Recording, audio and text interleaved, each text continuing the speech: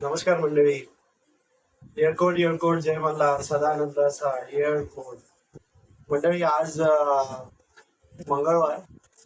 आज ब्लॉगला स्टार्ट करतोय. आज आम्हाला थोडा उठायला उशीर झालाय. स्कूलला नाही गेले.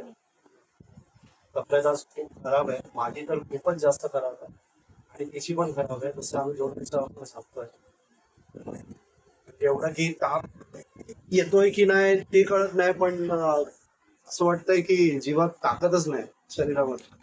असं झालंय. हे बघा, हिची पण तब्येत खूप खराब वाटते तिला. ती पण झोपेतच आहे असं वाटतंय.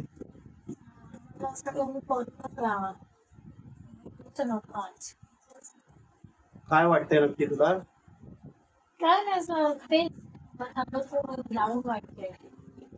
आणि कसं झालंय माहिती आहे का, पावसाचे पण ना, पाऊस पण पडतोय नाही पडत आहे. पाऊस असं म्हणजे दिसतोय वरती धरलाय पाऊस, पण तो काही येत नाही. रात्री थोडा वेळ पडला तर पडतोय, ते पण नाही.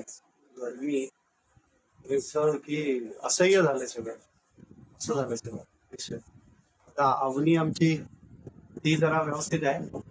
हा, अवनी हाय बोलतोय. कैवल्य कैवल्य कैवल्य स्कूलला नाही गेलाय.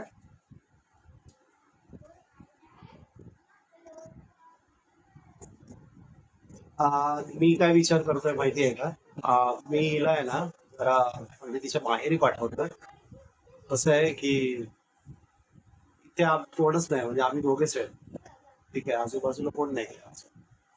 माहेरी जरा गेली तर तिचं पूर्ण घर आहे, परिवार आहे. थोडं बरं वाटेल तिला त्यांच्याबरोबर बोलून चालून. तिची तब्येत म्हणजे कसं आहे, ती चांगली असणं महत्वाचं आहे. असं आहे. माझं काय, माझं एवढं हे नाही.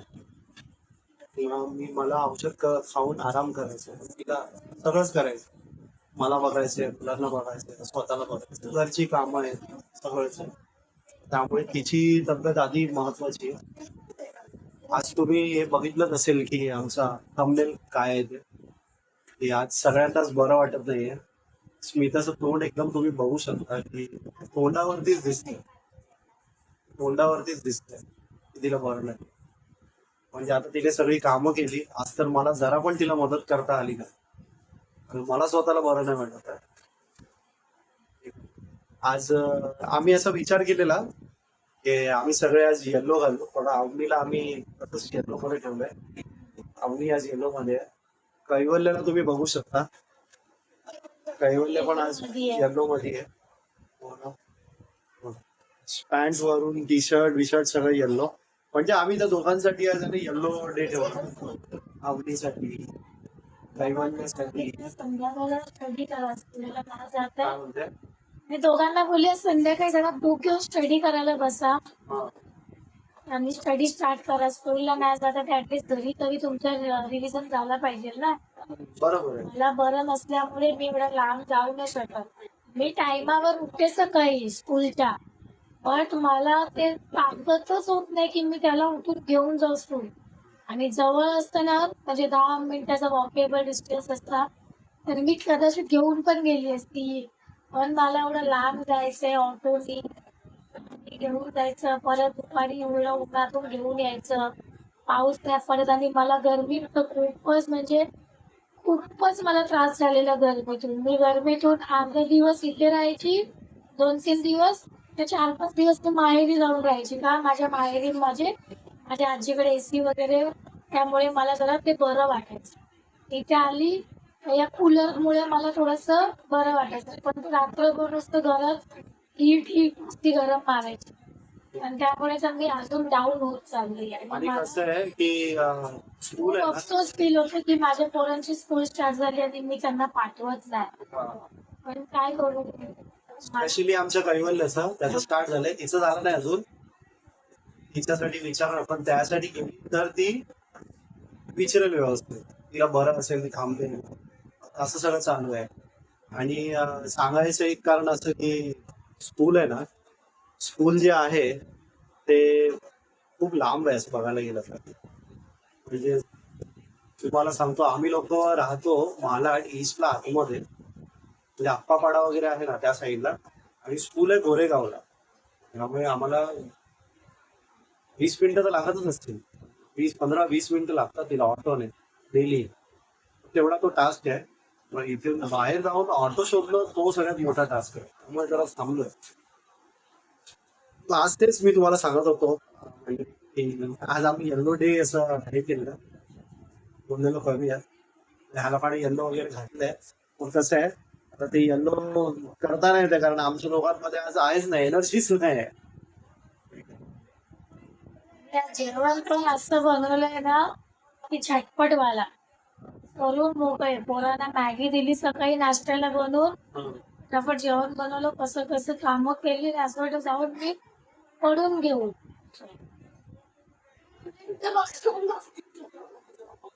आणि कसं आहे माहितीये गाईज आम्ही लोक आणि माझा पण आता जॉबचा आहे ना प्रॉब्लेम व्हायला लागलाय. कारण तुम्ही सुट्टी झाली आहे माझी पद्धत खराब जॉब असं आहे की ती सुट्टी नाही झाली. तर जॉब तर करायचंच आहे पण त्याच्याबरोबर तुमची साथ आणि खरंच तुम्ही आम्हाला सबस्क्राईब करा, लाईक करा, शेअर करा, कमेंट करा. ठीक आहे. काही सजेशन्स असतील आम्हाला नक्की पाठवा. आम्ही वेलकम आहोत सजेशनसाठी. कारण कसं आहे सजेशन जर आम्हाला मिळाले तर आम्ही काहीतरी चांगलं करू शकतो. आम्ही ट्राय करतोय की डेली बेसिसवरती ब्लॉग्स करायचे. आता उद्यापासून जर ही इकडे गेली तर मग मला काही तुम्हाला दाखवता येणार नाही फॅमिली. मी डेली शूट करेन. आता तुम्ही जर बघाल तर अवनीला आपण अवनी तुला तिकडे थोडं बरं वाटतं ना? तिकडे तिला कसं आहे माहितीये खेळायला वगैरे आहे, मोठी जागा आहे आणि रोड साईडच आहे ना त्यामुळे तिला बरं वाटतं. आणि हिला पण कसं आहे स्मिताला पण बरं वाटतं. ते माझी मम्मी आहे. तेच नाही तर 3-3 आज्या आहेत, मावशी आहे, माम्या आहेत, मामा आहे, भावंड आहेत माझी, मामाची पोरं, माझा सख्खा भाऊ. मग ते कसं थोडं हसी मजाक, थोडं उठणं बसणं सगळं चालतं. इथे कसं की आम्ही 4 जण ना. मी कुठे कधी घराच्या बाहेर नाही जात. मी लवकर कोणाशी बोलत पण नाही आजूबाजूला. म्हणजे मला नाही पटत ते जास्त. कधीतरी म्हणजे हाय हॅलो असं तेवढं प्रमाणात, कारण की सगळे आपापल्या कामात बिझीच असतात कोण ना कोण. संध्याकाळी वेळ झाला की बायका दिसले एकमेकांच्या दरवाज्यावर तर आम्ही कसं बोलतो, कसे आहेत, काय झालं, जेवण झालं की काय, एवढंच. पण आपल्या घरात 4 माणसं जास्त असली की ते काय आपसामध्ये बोलणं जास्त होतं. त्यामुळे जर तिथे गेलं ना तर हे सगळं स्ट्रेस मधून मला म्हणजे हे होतं, मला त्रास कमी होतो असं. आणि आता इतकं बरं नाही. मी आज जाणार होती, आज जर मी शाळेत गेली असती तर मी राहिली असती, मी आलीच नसती. पण आता मी विचार केलेला की संध्याकाळी आम्ही जाऊया. पण यांची पण तब्येत खराब आहे, मग यांना एकट्या घरात सोडून मला जाणं बरं नाही वाटत आहे. म्हणून मी बोलली नको नाही जात, पण घरीच राहते, आराम करते. बघू आता तब्येतीवर. आमच्या इथे बघाल ना तुम्ही तर आमच्याकडे असं आहे. हे ज्यांचं घर आहे ना त्यांनी निरंकार मी तुम्हाला आधीच्या व्हिडिओ स्टार्ट व्हिडिओ जर तुम्ही बघितलं तर त्यांचं वरती एक घर आहे ते पण भाडेकरूच आहे. त्यांच्या शेडीच्या मागच्या बाजूला निरंकार यांचा फोटो त्यांनी म्हणजे ड्रॉइंग काढली ते तेवढंच आहे. आणि आमच्याकडे सध्या असं देऊळ वगैरे काय नाही. पण आम्ही नारळ बसवलाय आणि काय म्हणतात विठ्ठल रुक्मिणीचा फोटो आहे आमच्याकडे. ते पण आमच्याकडे इथे जागा नाहीये कुठे लावायचं काय करायचं. आता आवनीला काय भूक लागली हा. आवनीला भूक लागली. आवनीला आता काय खायचंय जा घे. काय घेते आवनी बघा काय घ्यायला चाललंय.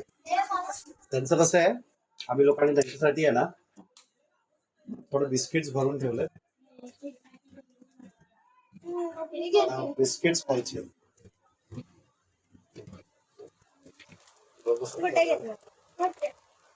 गुड्डे खायचे. जेवले जातात ते थोडा वेळ झाला जेवून. दोघांना पण भूक लागले. थोडं थोडं जेवण झालं आमचं. आज खरंच सांगायचं तर आज तब्येत खरंच खूप बरी नाही आहे. शूट करणार नव्हतं खरं तर पण आता काय करायचं शूट करायला कारण आम्ही डुबलोय डेली बेसिसवरती ब्लॉग आम्हाला टाकायचा होता आणि आम्ही ते करणार. मंडळी तुमची फक्त आम्हाला साथ हवी आहे. तुम्ही जर आमचा blog केला तर आम्ही खरंच काहीतरी असेल. खूप लोक बोलतात की माध्यमातून सगळ्यांपर्यंत पोहोचतायत. बरंच काही करतायत. लोक बरंच काही करतायत. आपण पण करूया. तर यासाठी खरंच तुमची खूप खूप मोठी साथ आणि आम्ही आमच्या तकलीफवर इन्व्हॉल्व व्हावं, include व्हाल, आम्हाला एक्सेप्ट करा हीच इच्छा आम्ही मानतो आणि तुमचं काय संभव मी इथे भेटलं करतो. तुम्ही बाहेर एंड करायच्या आधी मी सांगू शकतो की आमच्या इथे तुम्ही बाहेर बघू शकता की इथे काय म्हणतो पावसाचं कसं वातावरण आहे, कसं जागेत आम्ही राहतो. ही अशी गल्ली आहे. तर वरचं वातावरण तुम्ही बघू शकता. तुला वाटतं का आज पाऊस पडेल? असं क्लायमेट मुळे तर असं वाटतंय वातावरणामुळे की पाऊस पडेल. पण पाऊस तर काय त्याची मर्जी, त्याला कधी पडायचं.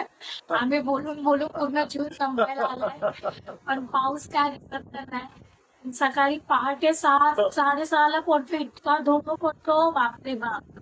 असं दुपारी टायमात पडलं की म्हणजे पोरांना पण जरा मजा जी फील असते ना, पाऊस जे आपण होतं ना तसं ती वाट बघत असतो. जून महिना स्टार्ट होईल, पावसाळा चालू होईल. मग पोरांचं पण एक्साइटमेंट वेगळंच असतं की आम्ही भिजायला जाऊ. ते पूर्ण जून संपला, आता बघू पावसा देवावरती आहे. आणि ते एवढीच इच्छा आहे की पाऊस रोज पडावा चांगला व्यवस्थित, जेणेकरून सगळं प्रॉब्लेम सॉल्व्ह होईल. पाण्याचे वगैरे जे आम्ही ऐकतोय ते सुद्धा सॉल्व्ह होतील प्रॉब्लेम. बघा आता कसं.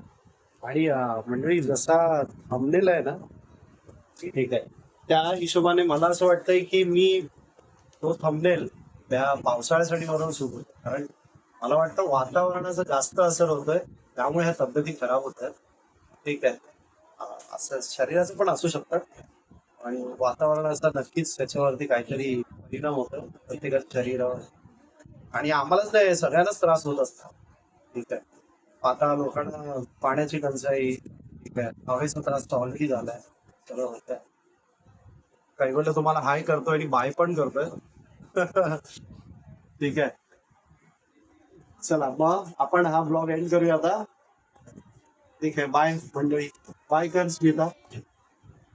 बाय. चला बाय. एंड करतो हा ब्लॉग. आपण भेटूया उद्याच्या ब्लॉग मध्ये.